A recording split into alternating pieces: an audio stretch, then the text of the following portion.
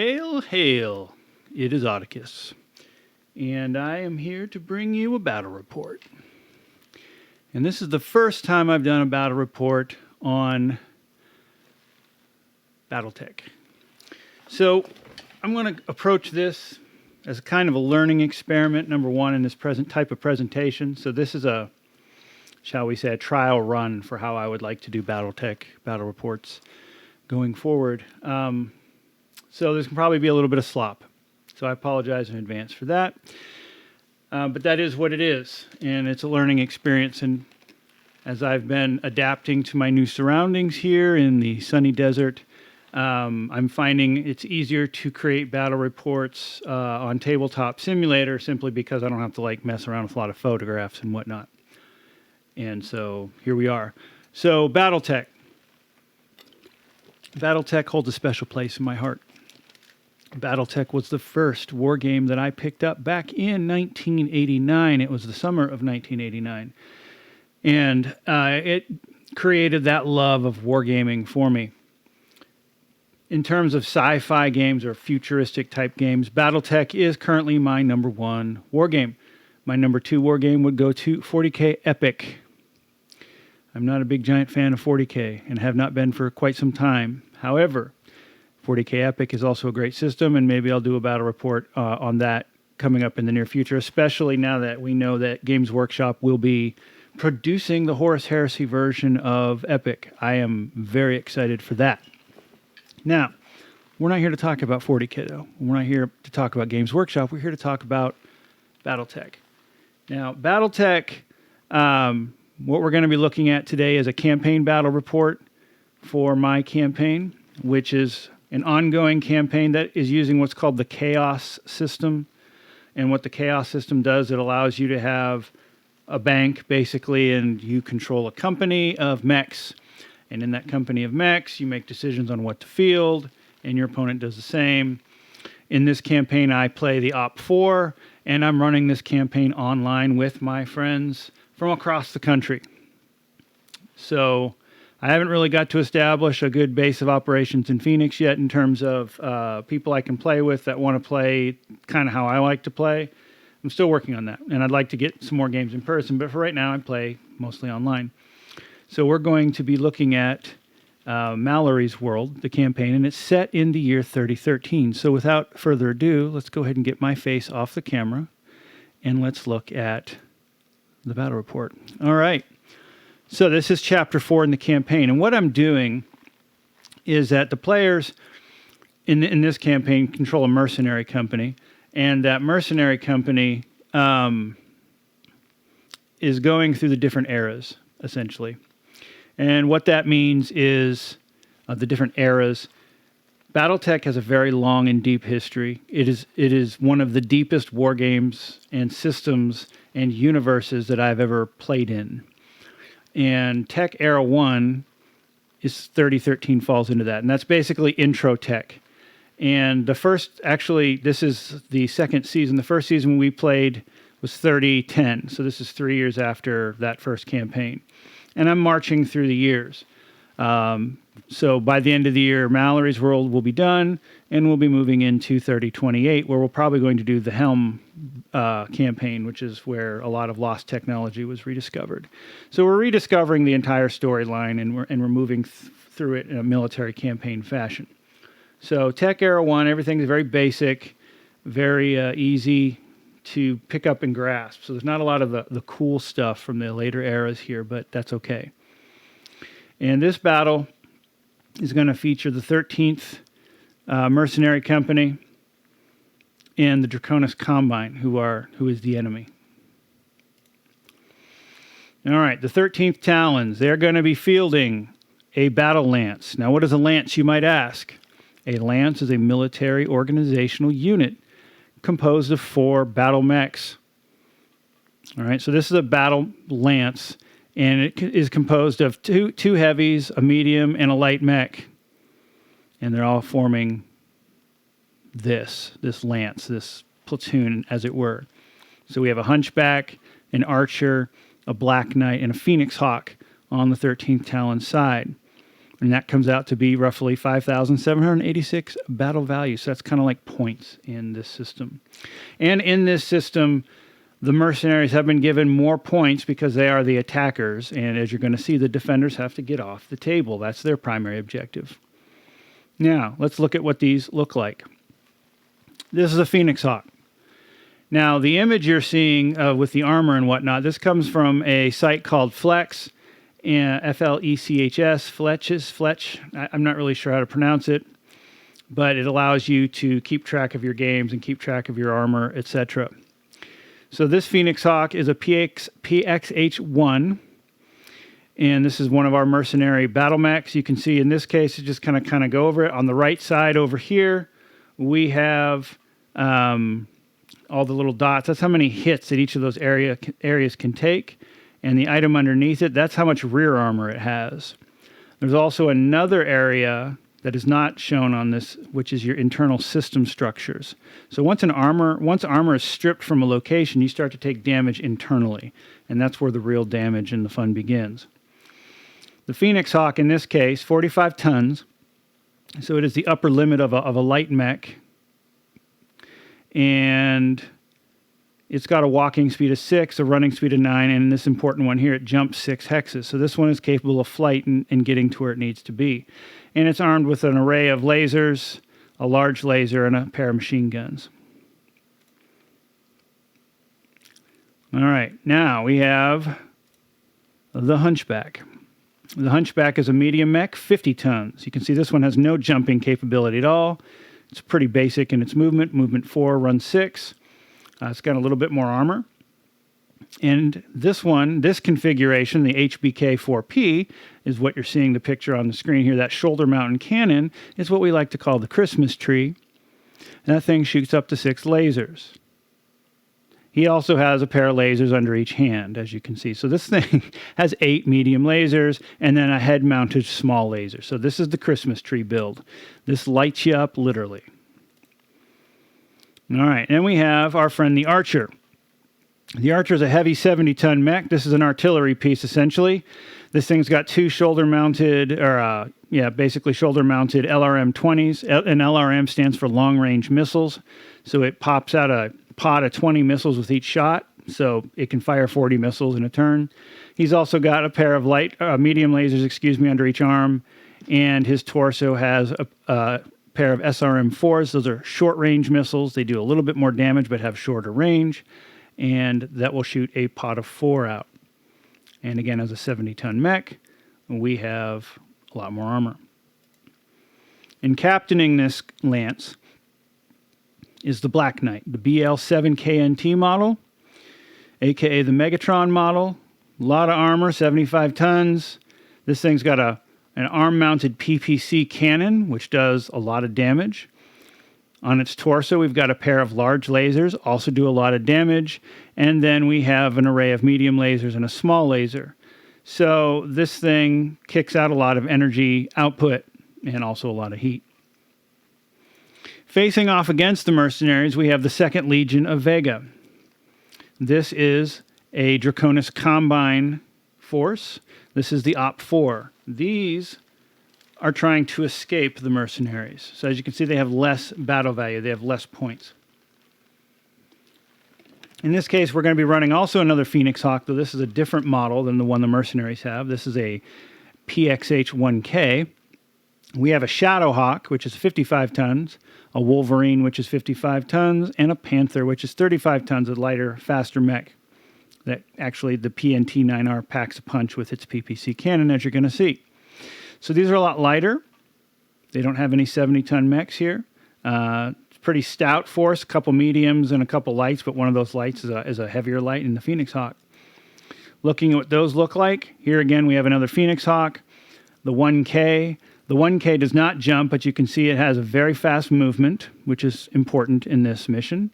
It's got a large laser, a pair of medium lasers, and a small laser. Next to that, we have the Shadow Hawk. The Shadow Hawk can jump minimally. It's got a 3-hex jump, moderate movement capability. It's got a 5 walk and an 8 run. This thing's got a PPC on its left torso, so that gun or that cannon you see sticking out of its left shoulder, and an LRM-5, so a long-range missile pod that shoots 5 missiles on the other side of his torso, which you can see on the image's head. The 5 circles there are missile pods. After that, we have our friend the Wolverine. And the Wolverine, this is kind of a brawling mech. It likes to get in people's faces. It's like Honey Badger. Honey Badger, 55 tons. Moves just like the Shadowhawk. No jumping capability, but is capable of running pretty well. He is packing a large laser on his right arm with a medium laser. He's got a head-mounted medium laser. He's also got a small laser on his right arm. So if you look at that picture right there, those 3 lasers on his fist, that's that. On his left torso, he is complemented by an SRM-6, so a pod of 6 short-range missiles. And last, we have the Panther. The Panther is a light mech, so it cannot take a lot of damage. This thing can jump, though, so that's going to be useful. He's got an arm-mounted PPC and a small SRM-4 pod in his center torso, as you can see in the picture. All right, the story so far. This battle takes place on the 15th of December, 3013. This is the 4th battle of Mallory's world campaign. After 6 weeks of repairing and regrouping after the first prince's death, the Davian forces, which are who the mercenaries are contracted with, House Davian, it's one of the 4 major houses, looked to exact revenge on the 2nd Legion of Vega. So their first prince held off a bunch of these guys Spartan style and gave his life so that the rest of the unit could escape in October a couple months ago. So now it's time for vengeance. The Avalon Hussars and the 4th Davian Guard are converging with the newly arrived Kellhound mercenary unit, different mercenary unit than what we're running here, for an assault on the 2nd Legion after allowing the Combine, that is the enemy forces, to overhear communications indicating the Darian regulars will be a target. So the Combine's expecting an attack somewhere. But while they're preparing for that attack, we're going to be coming into their flank. So this is a surprise attack. The mission rules here. The mercenaries did receive 30% more battle value. The 2nd Legion of Vega, the Op Force, primary objective is to get off the battlefield by crossing the table to the other side. That's it. That's their objective. The mercenaries will receive 70% salvage rights post-battle. The 2nd Legion of Vega will get no salvage rights because they're trying to flee the table.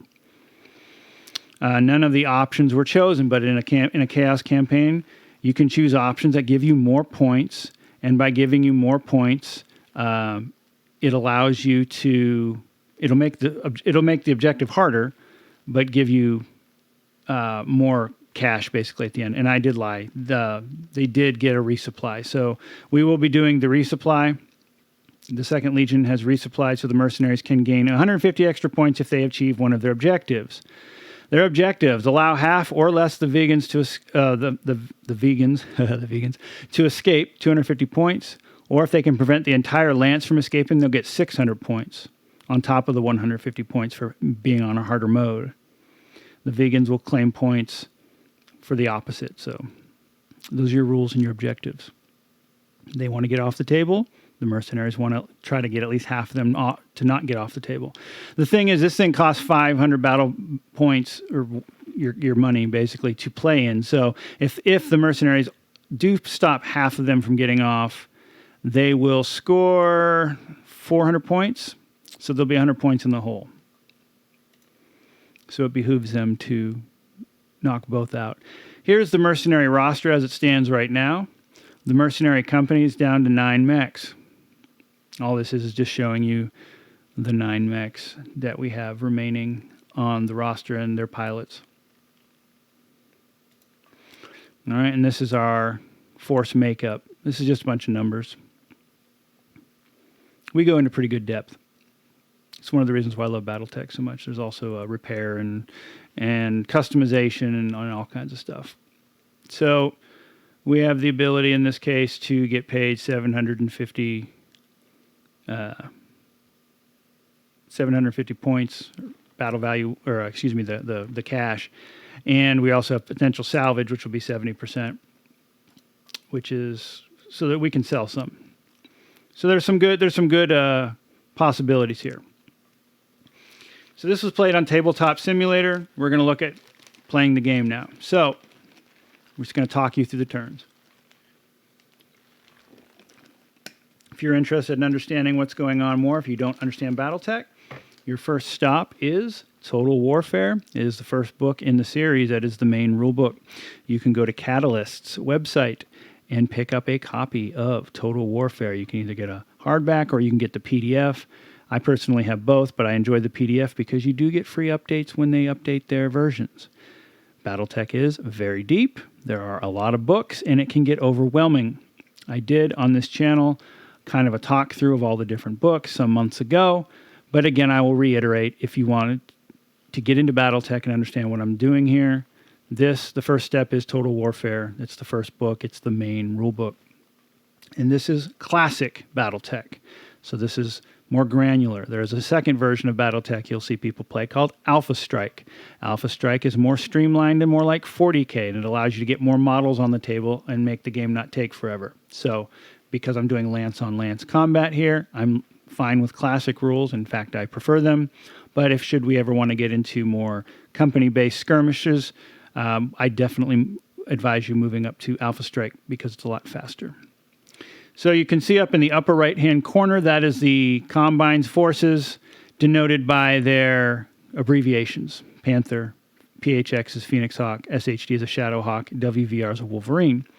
In the lower left-hand corner, we have the Phoenix Hawk, the Black Knight denoted by a BLK, the Hunchback denoted by HBK. So I'll always have Shawn Michaels and his theme song in my head every time I have a Hunchback on the table. If you're not a wrestling fan, that'll go over your head. Otherwise, you know exactly what I'm talking about. Behind the Heartbreak Kid, Shawn Michaels, the HBK, you have the Archer, the artillery piece. Now, looking at this particular map, this is not a forgiving map at all. This is not a forgiving map at all. These, if you don't have jump capabilities, you're going to have to go off the road. So you're going to have to plow through that corner of the road. Now, most of the opposition have jumping capability. So that's not as big a deal. But there's a lot of canyons here. Now, there was one, this area right here, we designated this cliff face right here as being level 2. And we did that to kind of give an optional way. So the cheeseball way to beat this is just to string yourself across, and you're going to force you're going to force at least 2 of them to have to go through you, which is not much of a fun game. So this the cliff face is to the left here. No, you can't see let me get my pointer out here. Let's get a highlighter. All right. Let's not do highlighter. I want to do laser pointer. That's what we want. Okay, laser pointer. So what I'm looking right here is this area right here. We want to have 1 level down so that they can actually run up this. Otherwise, they have to fly. And that's just to make for a more interesting game. All the rest of this stuff, these are cliffs, and these require some level of jumping to get on. All right, let us move on. All right, turn 1. You're not going to see a lot of contact right away, so really the mercenaries are going to move forward, while over here you have the Combine forces moving forward as well. You have to watch out for these roads. Roads are kind of slippery in Battletech, so if you're running on a road, if a battle mech is running on a road, and you try to change direction, you have to make a piloting check or you go skidding off and can fall. So you have to be careful with concrete roads. But not much to say with turn 1. Turn 2, we see the Phoenix Hawk goes ahead and jumps up here. So the Phoenix Hawk's going to try to get a good vantage point. The Archer is still kind of holding back. Because the Archer has long-range missiles, one of his buddies can spot for him, and that would allow him indirect fire. So the Archer does not need to have direct line of sight to be able to hit you. But the Hunchback and the Black Knight are here guarding this area. Now, what this is opening up is the Black Knight's not very fast. So what the Op 4 has to do is they have to find a way to, how are they going to punch through without taking a lot of enemy fire? Because they're outgunned in this mission. They're out-tunned and they're outgunned. So they have to be smart with their positioning here. And Battletech is, it's a game, it's kind of alternate activation. So what that means is you both roll initiative at the beginning of a given turn. And the loser has to move move a mech first. So the movement all gets done alternately. And after the movement's done, you then pick your targets, and you pick your targets in initiative order, but all the shooting basically happens simultaneously. That's one reason why, another thing that I love about Battletech. So turn 3, the Phoenix Hawk is going to fly up here up on the hill. And this is where we're going to start to see some shots getting fired. Now, the thing you have to watch out for in Battletech as well is your heat. Because every time you move, every time you walk, you run, you jump, you use jump jets, you fire weapons, that builds up heat. And the higher your heat builds up, you start to take penalties. And you can start to have your ammo explode, which is never a good thing, especially in early era Battletech where you don't have a lot of things to protect you from ammo explosions, because an ammo explosion can essentially tear your entire torso apart and kill you. So you want to be careful with your heat. And you're going to see that heat is going to start to play a role in this game. Now, in this case, the Phoenix Hawk's going to fire out, picking on the Wolverine here, but he's going to miss. He's going to need 10s, roughly, to hit. The Shadow Hawk is going to return fire but miss. The Wolverine's going to return fire and miss. And the Panther's going to return fire and miss. So everyone, in this case, is firing weapons, but no heat is being carried over, and the heat sinks are dissipating at all. So there's no heat problems at this time. So turn 4, the mercenaries start to see, it looks like the Combine is starting to keep to this road. So as such, the mercenaries are trying to position themselves in this way where they can fire on this road. And the Black Knight is going to swoop down here, and he's going to try to cover this pass just in case someone tries to jump down into here. Now, the Combine, again, they have to play this smart. You can see they're kind of congregating here. The Phoenix Hawk's going to jump up is going to move up onto the cliff. And then in the shooting phase, let's see where we are here. And then in the shooting phase, the Mercenary Phoenix Hawk is going to actually nail this Phoenix Hawk with a large laser. So he's actually going to do 8 points to the right torso, and we're going to see some damage charts come up here in a second. The Hunchback is not going to fire because he's out of range, so he's spotting for the Archer. The Archer is going to go ahead and fire both of his LRM-20s at the Shadow Hawk and miss both of those. Now, the Combine, the Phoenix Hawk, he is going to miss.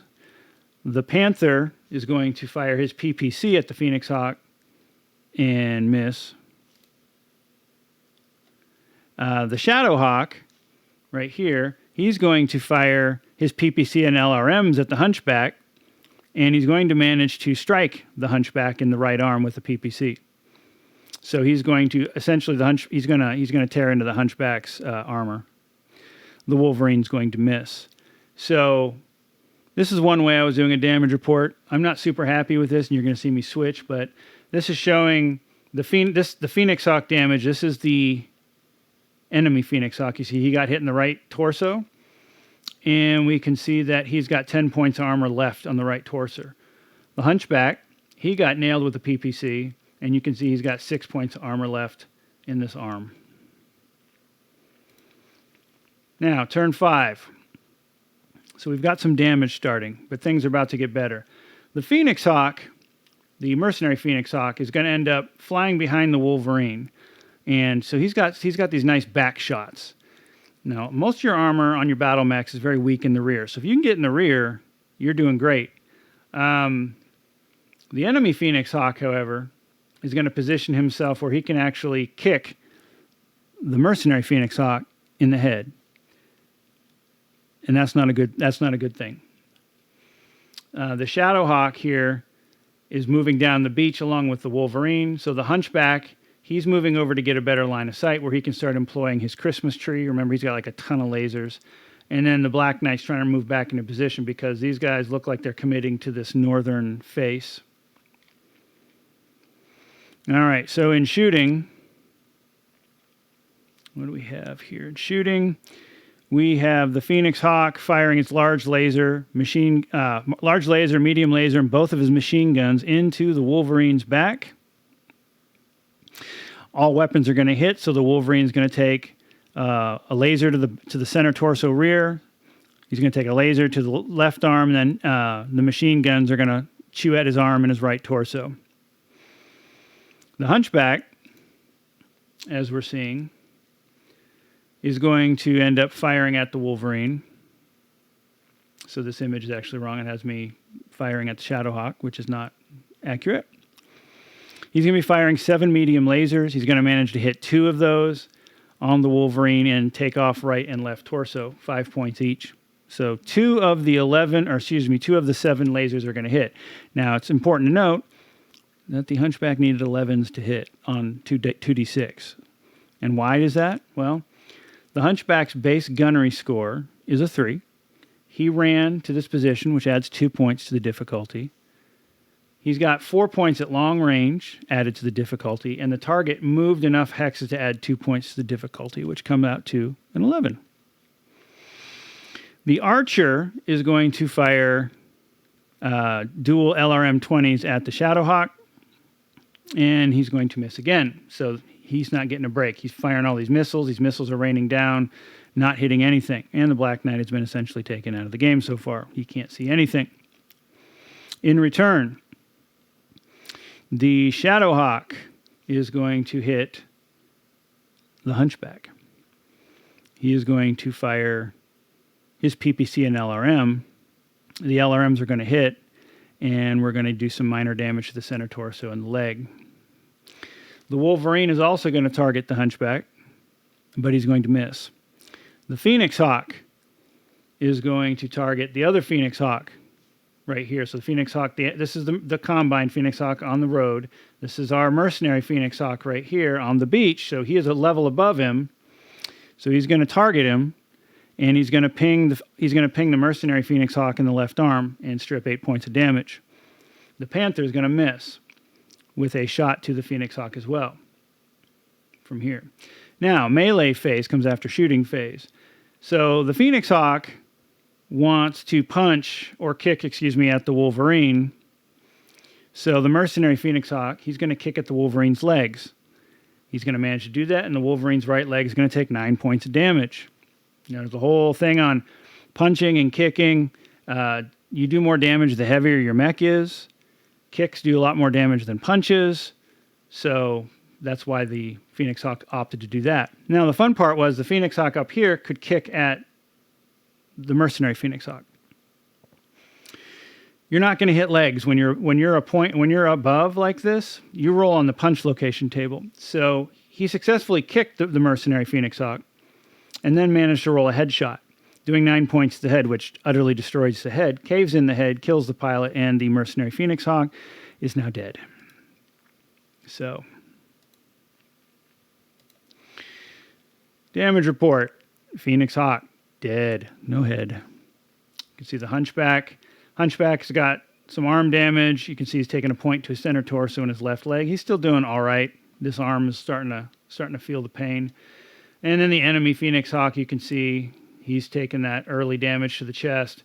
And the Wolverine is taking a punching here. He's got about 40% damage to his arm. His torso, right and left, have taken some damage. His leg has taken some damage. And his back is almost stripped of center torso armor. So the Wolverine is definitely the one to pick on. Now, turn 6 rolls in. Mercenaries are now down a mech. So here we go. The Panther is going to jump up onto the cliff face here. The Phoenix Hawk, Wolverine, and Shadowhawk are sprinting across the beach. So our mercenaries are in place. They need to, in this case, kill this. They need to knock the Wolverine off and then try to find one more to pick on to try to at least get a half victory. Will that happen? Well, we'll see. So the Draconis Combine's in a lot of covered positions here. So from all these elevated positions, they're partially seen. So they've got a lot of cover other than the Hunchback here. So the Archer starts it off. He's firing his LRM-20s. His heat's starting to get up, so he's got to watch the rest of his weapons because he's now starting to have some issues with his heat. It's slowing him down, and it's making it harder for him to hit. So targeting the Wolverine, one group of his 20, so he's firing both. One group of his 20 hits. He gets 9 missile strikes on the Wolverine. So when you play in Battletech and you have cluster weapons like missiles, there's a chart. There's a chart for everything. But for 20s, you roll and you see how many of the 20 hit. In this case, 9 of the 20 hit. And then you break those up into pods of damage. So the Wolverine takes 5 points of damage to his left arm and 4 points of damage to the left leg. So they're whittling him down slowly. The Black Knight is finally able to get a shot off. He's going to fire his PPC, his large laser, and his medium laser. And he's also going to target the Wolverine. He manages a PPC strike to the Wolverine's center torso. PPCs are damaging weapons that do 10 points of damage. So they do a lot of damage compared to, say, a medium laser, which only does 5, or a long-range missile, which only does 1 point each. The Hunchback, also targeting the Wolverine. He's got 8 lasers going online. He manages to strike with 4 of those lasers, center torso, right torso twice, and the right arm. So the Wolverine's taking quite a pounding.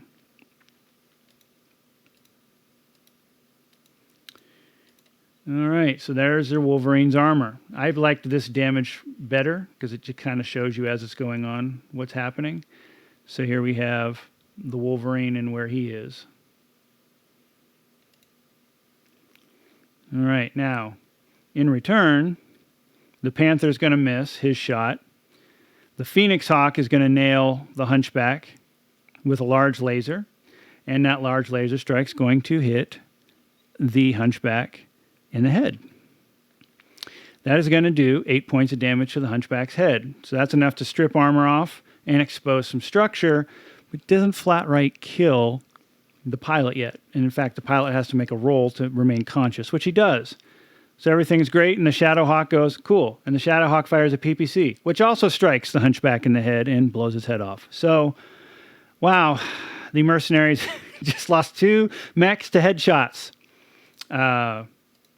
Either getting kicked in the head or, in this case, a large laser and a PPC shot to the head. And we can see the Hunchback is now no more. All right. We're rolling into turn 7. And you can see the Mercenaries are at quite a disadvantage now. They've lost 2 of their mechs. So things aren't looking good. So the Shadowhawk and the Phoenix Hawk, well, they're looking to make their escape up right here. The Wolverine has to try to run through the road. And the Panther, well, he's jumping and he's positioning himself to get away somehow. He doesn't know how he's going to do that yet. So, firing, turn 7. The Archer has significant heat built up, so he has to be careful how many weapons he fires off. He's going to go ahead and fire off 1 pod of LRM-20s and an SRM pod at the Shadowhawk. And he's going to manage to strike the Shadowhawk in the back. So you can see we do some minor damage to the back, the center back, and the right back. Not really enough to do much else besides that. The Black Knight is going to continue pounding on the Wolverine. He is going to manage to hit with a PPC and a large laser. So the PPC is going to pop a center torso. That PPC is going to strip the remaining armor off the center torso, but not do any critical strikes. In Battletech, once you've done structural damage, you roll to see if you do any critical strikes. And each mech's got its own chart of what bad things could happen. His large laser will also hit the left torso of the Wolverine. So the Wolverine is not having a good day right now. So if we look at the damage here, you can see the center torso is completely stripped away. The left torso is almost completely stripped away. The right torso is almost completely stripped away. The back armor is almost completely stripped away. The Wolverine pilot's got alarm bells ringing right now. So the Wolverine returns fire, and he manages to scratch up the Archer. He hits a large laser to the Archer's right leg and a medium laser to the torso. And then all the other shots that turn are going to miss. So no big deal there. And we can see the Archer and the damage the Archer's taking, which is some minor damage to his torso and his leg. Turn 8. So turn 8, the Shadowhawk and the Phoenix Hawk are basically they're gone. I mean, the mercenaries at this point have to focus on stopping this Wolverine and stopping this Panther. So the Panther is going to leap off of the cliff. The Wolverine's going to do an 8-hex sprint, and he's almost to the end. And in effect, he will get off the end unless the mercenaries can stop him. So the Archer backs up and the Black Knight backs up to try to cover this area. This is where it gets tricky because it's alternate activation. You can't just wait for your opponent to move all their mechs. He's going to move one, so they're going to move like the obvious ones, and there only being a Black Knight and an Archer left, you have to kind of try to guess where they're going to move to. So the Archer in this case is going to go ahead and he's going to pop a bunch of weapons at this point. He's going to pop both his LRM 20 pods and an SRM 4 pod. And what that's going to do is after the heat sinks are done, the Archer's in some danger for overheating. But he has to, because if you don't stop the Wolverine at this point, it's game over, because you're not going to catch the Shadowhawk or the Phoenix Hawk. And the Black Knight is also going to fire at the Wolverine as well to try to hit him with a PPC and large laser and his medium laser. This is also going to impact the Black Knight because his heat's rising. So the Archer manages to nail the Wolverine right in the back of the right torso, strip the armor, and caused a crit, which causes the Wolverine's missile or ammo to explode. And that basically blows off the right torso and then carries into the center torso, and it's dead. When you get an ammo explosion happen in Battletech, it's rarely going to be a good thing. Now, that Wolverine's also, because the center torso was shredded, there's no salvage there. He's completely decimated. And then the Black Knight wastes shots. So the Wolverine's gone. And then the Panther misses his shots. So now basically what's left is the mercenaries on turn 9 have to find a way to take this Panther out. So the Panther is going to jump to make it harder to shoot. And this is the chance, this mercenary's chance. So the Black Knight is suffering penalties for heat, so it's harder for him to shoot. He's going to drop his weapons. He's going to fire his weapons. He's got PPC and a couple lasers. He's going to hit with his medium laser in the left arm and the right torso, so he's dinging the Panther. The Archer is going to go ahead and light him up with LRMs and SRMs. He's got to watch how many weapons he fires off, because the hotter your mech gets, if you've got ammo, you can cause a cook-off of your ammo. And you just saw what happened to the Wolverine. So the Archer especially cannot let his heat get this high, because he can have an ammo explosion, which will totally destroy him. So in this case, he's going to manage to hit with an LRM 20 pod, and 12 missiles are going to strike the Panther. He's going to hit left arm, right torso, and left leg with a spread. And at this point, the Panther's armor is stripped from his arm and his right torso.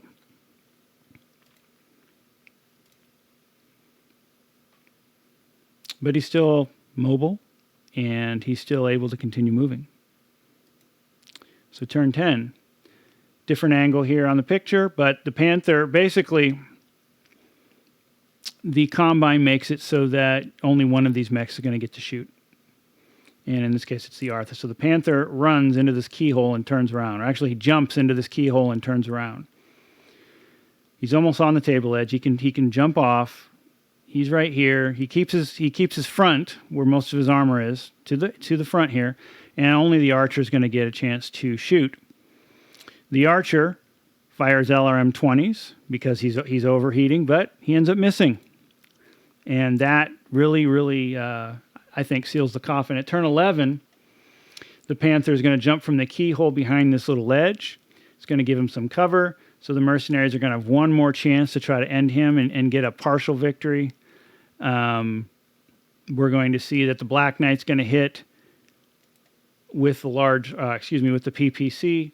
He's going to totally blow an arm off, and he is going to do some internal damage to the left torso, which there is some ammo stored there, because remember, this Panther has some missiles. Unfortunately, there's no crit, and because there's no crit, while he's wounded, he is able to get off the table, and that's that. Final game. Mercenaries' objectives: destroy half of the Combine forces. Failed. Obviously, did not destroy the entire combat lance. They got nothing. The Wolverine was destroyed, but there's no salvage because he was obliterated, so 0 payout. Mercenary Company fails to achieve their objectives, causing the Davian offensive to sputter. And now, Mercenary Company funding has run low, causing them to have to sell equipment and need to borrow to continue the campaign. That hurts. Let's look at the damage report, the Butcher's Bill. Yup. Phoenix Hawk. Head gone. And they're going to sell the Phoenix Hawk. They have to get some money. Head shotted. Hunchback. Head shotted. They're going to sell the Hunchback as well. They need the money. All right, so then we have the Archer. Looks like the Archer is going to take some minor damage. Nothing too bad. And the Black Knight pretty much escapes unscathed. Which takes us to our Butcher Bill. So after the track, we had 43 points left, basically. Repairing the Archer costs 15. Selling the Headless Hunchback and Phoenix Hawk, you're going to get half the value. So we're pulled up to 108. And both of these pilots, Lieutenant Tabitha Khalid and Sergeant Donovan Billick, are killed in action. That doesn't actually affect the bottom line, but both of these, the Hunchback had some upgrades.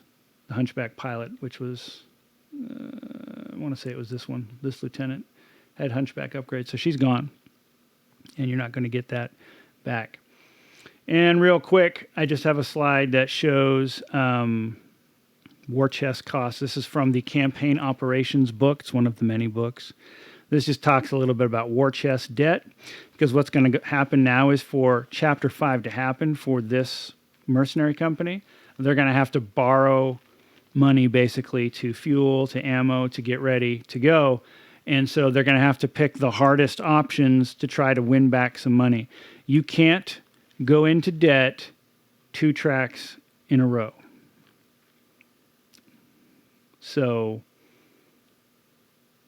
that means the next, if in the next battle they don't make up enough money, they are going to basically be defeated.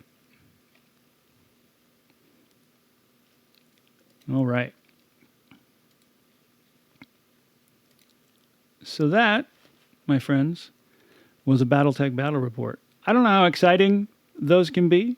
So this is kind of a trial run, just to kind of go over, how battles work. Leave some comments in the comment section below. There was a couple errors, one of them being the Phoenix Hawk on the enemy side did use jump jets when it shouldn't have. On the in the beginning, that was a very minor snafu that didn't end up doing anything. That I think was the major one, the major mess up that happened. So let me know your Battletech experiences. Let me know what you thought of the report, what else you'd like to see, maybe some improvements, etc. And I'd be glad to work those in. Again, I love Battletech, so I'm happy to do those, and I'm happy to do battle reports in general. So it's good to be playing again, and I look forward to hearing from you and doing the next one. So until then, I will talk to you later.